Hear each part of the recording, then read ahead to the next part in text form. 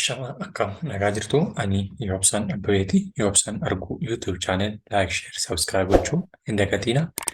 Akkuma yeroo darbe keessatti qubee afaan Oromoo qubee gurguddaa akkaataatti barreessanii fi qubee xixiqqaa wal keessa akkaataatti barreessanii waliin ilaalle ture jechuudha. Har'a immoo qubee xixiqqaa fi gurguddaa kan adda baasnuu fi qubeewwan kun haala isheen ittiin barrootu erga ilaallee booddee qubee dubbifamaa afaan Oromoo kan jedhu waliin ilaalla jechuudha. Qubee dubbifamaa afaan Oromoo kan jedhu keessatti egaa qubee dubbifamaa fi qubee dubbachiiftuu jennee bakka lamatti qooduu dandeenya. Isaan keessaa qubee dubbifamaa afaan Oromoo kan jedhu ilaalla. Qubeen dubbifamaa afaan Oromoo guddaa fi xixiqqaa qaba. Xixiqqaadhaan barraa'ee jira jalqaba irratti. Amma maal barreessinee shaakalla jechuudha. Qubee guddaa shaakalaa deemna jechuudha. Sababni isaa immoo afaan Oromoo keessatti qubeewwan barraa'an yookiin immoo qubeewwan afaan Oromoo konsoonantii fi vaawol kan jennudha jechuudha. Konsoonantiin qubee guddaa yeroo ta'u, vaawoliin immoo qubee dubbachiiftuu keenya taate jechuudha. Isaaf kana keessatti qubee kana barreessaa shaakalaa gaafa deemnu aadhaa kaasnee hanga zaatti kan ilaalluu fi qubee dubbifamaan keenya immoo qubee dubbachiiftuu kan of keessaa hin qabne jechuudha. Kanaaf eessarraa kaana? Baarraa kaana jechuudha. Kanaaf qubeen dubbifamaa keenya baadha jechuudha. Baa jennee barreessuu dandeenya yookiin baa jennaan qubee dubbifamaa keenyaa jechuudha. Baa, caa kennaa jechuudha. Caan ammas akkuma sakaleessaa hammantaa isheetu guddata yookiin hammantaa isheetti qaatanneerra caa jennaani. Daa jennaa jechuudha ammoo daa. Adda kanatti qubeen tokko haftee jirti.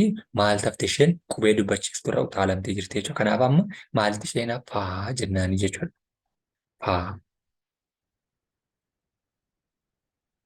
Daansee jiru gaa.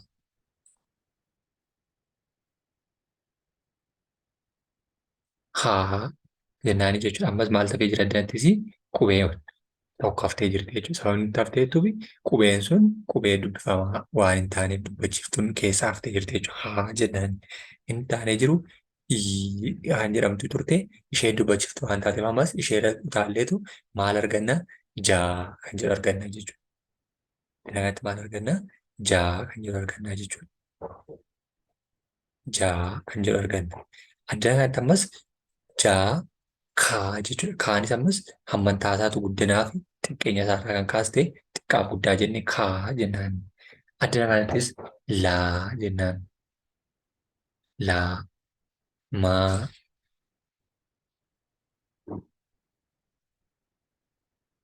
naa,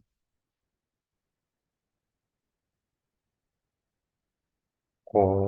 Adda kanatti ammas oon dubbachiiftuu waan taateef irra utaalleetu maal jennaa? Baa jennaa jechuudha. Adda kanatti qaa, raa,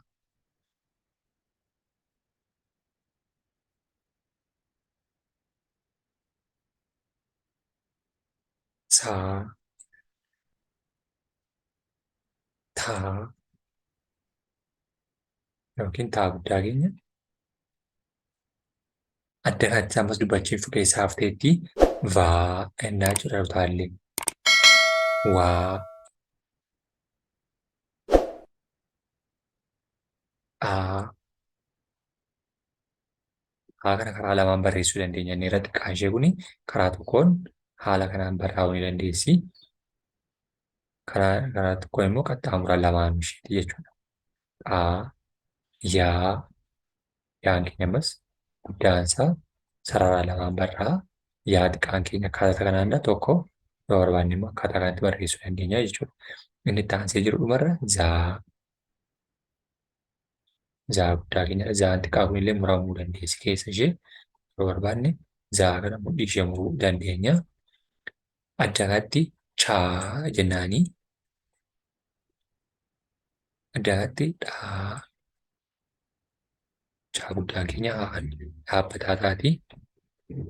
Haa gaafa jennus daa fi haa walitti fidneetu barreessina jechuudha. Nyaa.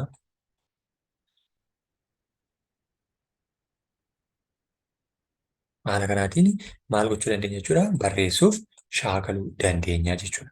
Qubee gurguddaa yookiin koonsoonaanti leeter isa jennu jechuudha. Kanaaf isheen kun maal jedhamti?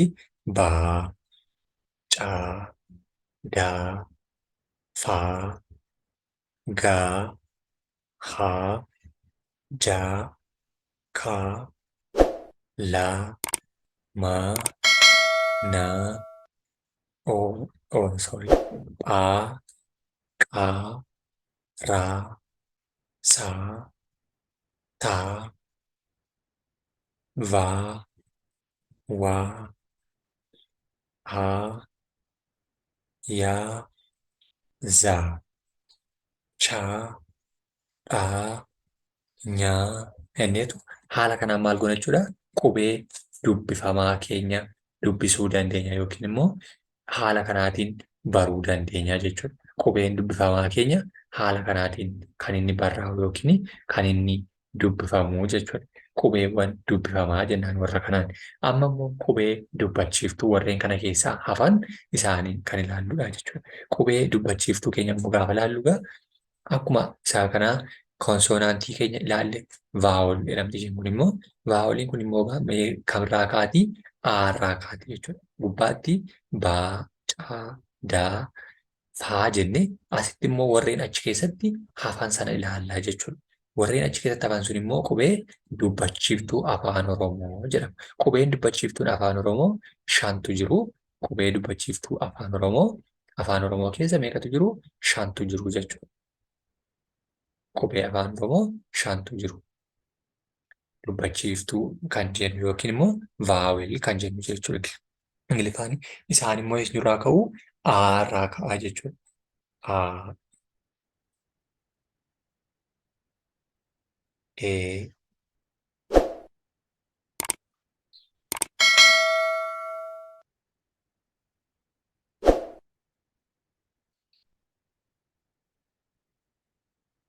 A xiqqaadha kuni.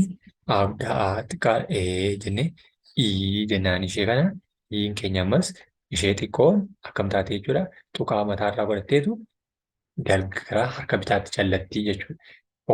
Oon keenyas amantaa isheetu xiqqaateera yookiin amantaa isheetu guddata yookiin immoo geengoo mataati jechuudha. Jallaarree ni jirti jechuudha.